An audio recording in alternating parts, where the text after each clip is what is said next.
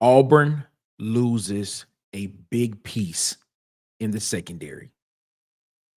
Let's talk about it. Ladies and gentlemen, welcome. My name is Nick Frazier. And if this is your first time here around the water cooler, we appreciate you so much for coming. Please like the video, share the video, comment on the video, hit the subscribe button. We are on our way to 1,100 subscribers, and we're wanting to hit that before the end of 2025. If you are a returning viewer, thank you so much for coming back. Please hit the like button, comment, share. If you haven't subscribed, please subscribe to the channel. We keep bringing you college football talk, SEC football talk, Auburn football talk is what we talk about here around the water cooler all day, every day. Let's get into the topic of the video. Jay Crawford, starting cornerback for the Auburn Tigers, has announced his intentions to enter the transfer portal when it opens January 2nd of 2026. This is a major blow to a defense that Auburn had last season that for a period of time was one of only 4 defenses to only give up 24 points or less in the season. When you look at Auburn's defense, and when you look at the levels of the defense, you look at the defensive line, you looked at the linebacking core. Going into last season, you looked at the secondary as being one of the strongest units that was going to be part of this Auburn football team. And Jay Crawford was a big reason why that happened. When you literally can have a cornerback that can shut down one side of the field and guard the other team's best receiver, that is a luxury to have. I've said it on this podcast. I've said it on this show. I've said it on this channel, this network that we have. You always go out and you pay 4 to 6 people first. You pay your quarterback. Then, depending on who you ask, you either pay the guy that's going to protect the quarterback's blind side, or you pay the guy that's going to go rush the quarterback. After that, you pay the guy that's going to go catch the balls from the quarterback, or you pay the guy that's going to be defending the guy that you are paying a lot of money that's going to be catching the ball from the quarterback. You go pay that guy. And Jay Crawford is that guy. I tell you, man, Jay Crawford, this one hurts a little bit. I know we did a show a couple of days ago saying don't panic. And I'm not panicking. I am literally sitting here saying I still believe in what this coaching staff is looking at and what this coaching staff believes is what's going to be right for Auburn. You can see that they have segmented guys into how they particularly feel where guys are based on their talent and their production and what they feel they're owed. I honestly feel like this is just a money play. I don't think he wanted to leave. I don't think Jay Crawford wanted to leave. I think this is strictly a business decision because other teams are throwing a bag and throwing more money at him to come play football, the thing that he loves. And in this era of the transfer portal and in the era of NIL, he has to take advantage of that. And in that vein, I'm not mad at it because if we were on a job and we had the opportunity to go to another job or go to another company and get a bigger contract because they're offering us more money to do what we've already been doing, we would take it. So I'm not upset about it. I'm not upset with him for doing what he needs to do. And I'm not upset with the coaching staff segmenting guys to how they feel guys should be paid based on their production. When you look at his numbers, 10 games played last year, 4 pass breakups, 1 interception, if my numbers are correct.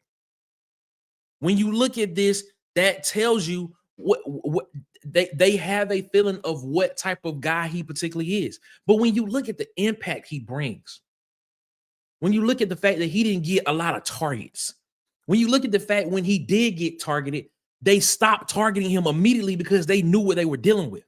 There are just certain guys that you kind of put in that vein and in that brand and in that mold of those guys are just that dude, and you have to do whatever you can to keep him.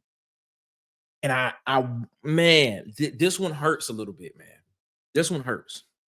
But in that vein, you have a Can Lee, you have a Rayshawn Pleasant, you have a Blake Woodby, you have a Devin Williams, you have other guys, you have the transfer portal. Edward said it best, man. The transfer portal taketh and it also giveth.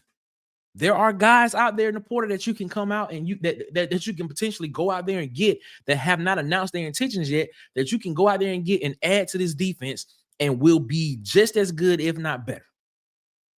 But man, we have to stay the course as Auburn fans. Auburn fans, you have to stay the course and keep believing in the process of what this Auburn staff is wanting to do and the plan that they have in place for it. I understand Jay Crawford leaving and Jay Crawford not being a part of this football team moving forward is going to be one hard pill to swallow. One hard pill to swallow. He had the size, he had the length, he had the athleticism, he had the ball skills, he had the IQ. He was the perfect cornerback.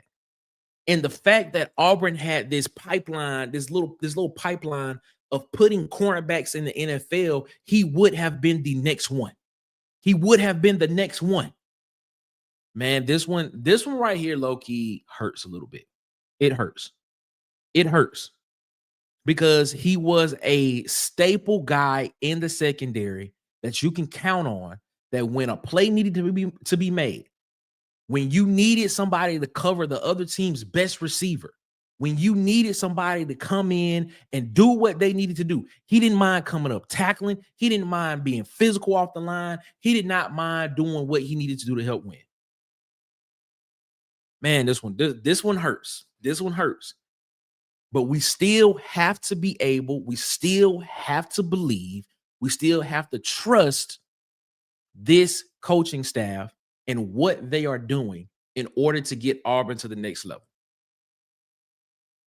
If it means losing this type of player, if it means losing these players that we see and that we all have an affinity to because they chose Auburn from the jump, if it means that, and on the back end, it means Auburn being a perennial playoff team and national championship contender every season, I'll take it.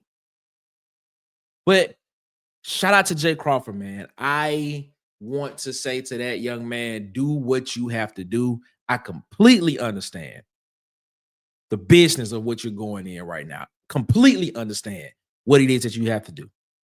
Completely understand.